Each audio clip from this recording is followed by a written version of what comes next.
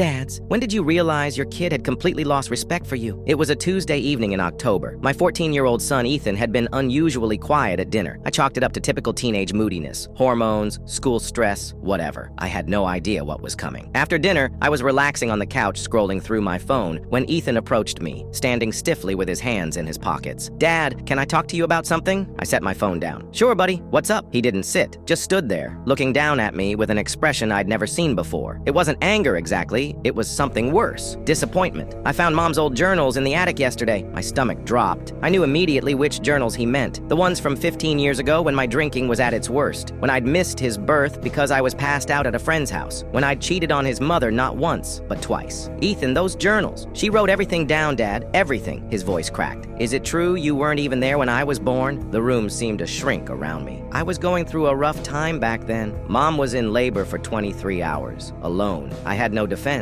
It was all true. I'd gotten sober when Ethan was 2, rebuilt my marriage, became the father I should have been from the start. But I'd never told him about those early years. We'd agreed he didn't need to know. I was a different person then, I said weakly. You lied to me my whole life. All those stories about how you cried when you first held me, about how you never left Mom's side. His eyes were glassy. You weren't even there. Son, please sit down. Let me explain. Explain what? How you cheated on Mom when she was 8 months pregnant with me? Each word felt like a physical blow. I'd worked so hard to become someone my son could look up to. 15 years of sobriety, of being present, of being reliable. All of it seemed to be crumbling before my eyes. I'm not that person anymore, I said. I made terrible mistakes, but I've spent every day since trying to make up for them. How convenient for you. The coldness in his voice was unbearable. You get to pretend none of it happened. I don't pretend. You know what the worst part is? He interrupted. Last week in health class, we had to write essays about our heroes. I wrote about you. The pain in my chest was crushing. I wrote about how you're the most honest person I know. How you taught me that integrity means doing the right thing even when it's hard. His voice was steady now, eerily controlled. My teacher said it was the best essay in the class. I reached for him, but he stepped back. Don't, he said. Just don't. He turned and walked upstairs. I heard his bedroom door close with a quiet click. Not even a satisfying slam I could react to. Just a quiet, definitive separation. That night, I sat outside his bedroom for hours, trying to find the words to rebuild what had been broken, but nothing came. Around midnight, I slipped a note under his door. Just 3 words. I'm so sorry. In the morning, I found the note on the kitchen counter, flipped over. On the back, he'd written, so am I. It's been 3 weeks now. Ethan speaks to me only when necessary, with a politeness that hurts more than anger would. His respect for me, something I'd spent 14 years building, vanished in a single afternoon. Yesterday, I started taking him to family therapy. He sits silently most sessions, but he comes. It's something. I don't know if he'll ever look at me the same way again.